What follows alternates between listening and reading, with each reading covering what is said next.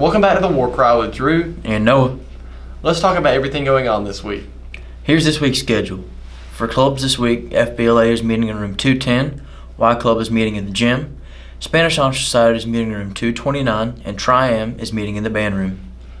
Our Heard County Braves dropped their season opener against LaGrange this past Friday night, but showed promise for the upcoming season.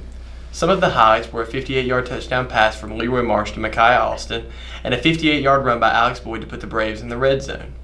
The Heard County defense also stood strong for most of the game.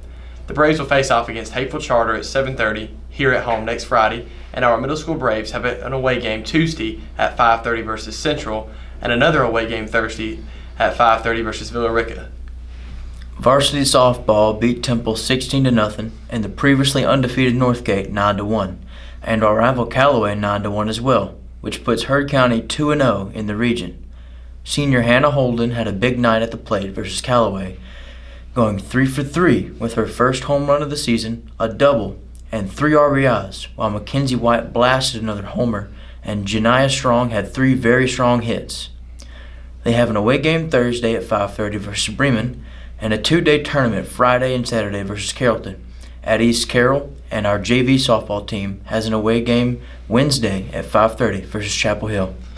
Our middle school softball team has away games Tuesday at 5 o'clock versus Carrollton and Thursday at 5 o'clock versus Mount Zion. Cross country has a meet Thursday at 4:30 at Troop High School. Volleyball has 2 home games Thursday versus Spencer at 5 p.m. for JV and 6 p.m. for varsity. Next we have the weather, meme review, a conspiracy theory, and another new teacher spotlight. Before that, our reporter Presley Henderson caught up with one of our new teachers, Mr. Campbell, to give him a new teacher spotlight and to get the scoop on Heard County's first volleyball season in many years. Presley? Hi, I'm Presley Henderson, and today I'm here with Mr. Campbell to interview him for the new teacher spotlight where we learn more about our new teachers.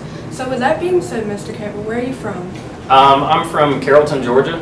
Lived there for almost 20 years now. Did you do any extracurricular activities when you were a student? Yeah, when I was a student, I was on the cross-country team and track team. In high school, I also was a senior class president. What influenced you to start teaching? I had some influential teachers and coaches that really impacted me while I was in high school, and ultimately their impact is what led me to teaching today. So what grade do you teach and what do you teach? Right now I'm teaching 10th grade geometry. And you teach 10th grade, so you also coach with volleyball. Yes, this is my first year coaching here, obviously, but my 3rd year coaching volleyball. I have some previous experience at my other school. Right now we're 0-2, but we've got another game on Thursday that I'm hoping we'll get our first win at home. What do you think that the volleyball players can do to make their year better? I think for them to improve as a team, they just have to start to trust each other and work together, and when they do that, they will excel at a really high level. So what are your expectations for your volleyball players and your students this year? For my volleyball players, my expectations for them is that each time they step out on the volleyball court, whether it be practice or a game, that they put in their best effort. And if they do that, then they can walk off the court feeling like, no matter what the result is, feeling good about what they've done. And I ask the same thing of my students, that each day they come into the classroom and put forth their best effort. And if I do that and they do that, then they'll succeed at a high level. All right, thank you for your time. Now back to you guys. Hello, Heard County. I'm Jacob Cash with the weather. Now, for this week, as you can see behind me, Monday we will have thunderstorms in the PM. Tuesday will be partly cloudy, and on Wednesday we actually get a nice little break as it will be mostly sunny. Now on Thursday we go right back to being partly cloudy, and the rest of the week we'll have scattered thunderstorms. Highs for this week will be in the high 80s, while lows will be in the high 60s. You may want an umbrella for every day that isn't Wednesday. Now, have a good rest of the week. Now on to Meme Review with Jacob Vincent and Michael.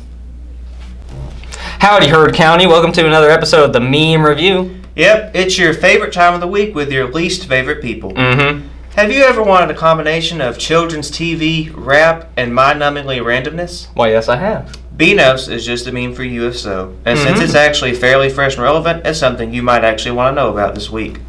Beanos is the number one off a children's TV show in Britain called Numberjacks, and since it's purple, some genius on the internet decided to make it a bean called Beanos. Beans will be beans. Yes, they will. And since nobody objected, the meme was born. And for some reason, anytime you see Beanos, you hear this random rap SpongeBob song by Holy Tony. It makes no sense with the meme, but it all works together. Listen to it and you'll see. It's absolutely stupid, but it still works. I give it a 7.5 out of 10. Has your mother Or other guardian. given you something fresh out of the oven? You probably stared at it for about 5 minutes and you're ready to go to town. But wait, it's hot. Like really hot. So hot, in fact, that you're unable to bite into your cuisine for the fact that it'll give you a 3rd-degree burn. Well, this image macro's for you. Anything that is undoubtedly hot belongs here. Squidward, bam. Me? No! No. No. Absolutely not. Me? Bam. That girl you never talked to but you wanted to confess your love to her on an uber romantic cruise? Bam. I get a 6 out of 10. That's it for this week. We'll see you whenever. Yeah. Welcome to the lightning world of conspiracy theory. This week, we dig into Disney's secrets as they try to profit off our childhood memory with live-action remakes of Disney classics. It's commonly speculated that around the 1960s, Walt was believed to have been frozen underneath a Disney park using then-emerging cryogenics technology. Maybe it's about time they thaw him out, as they ruin Star Wars and our favorite childhood films. Riley, do you have a personal grudge against Disney or something? No, I'm perfectly fine with Disney and their unchecked monopoly on the film industry. Their corporate greed makes their movies even better and more enjoyable. Putting corporate greed aside, this theory developed due to the relatively secretive nature of Walt's funeral, and also 2 biographies that were written and published after his death that cited his interest in cryogenics. Maybe we could use some cryogenics to freeze Disney's bank accounts. That's all we can manage to get this week. Farewell, stay skeptical. In other news, Balfour will be here Wednesday during lunch. That's the last day to order class rings if you want to participate in the ring ceremony. They will also be accepting letter jacket orders and senior dues.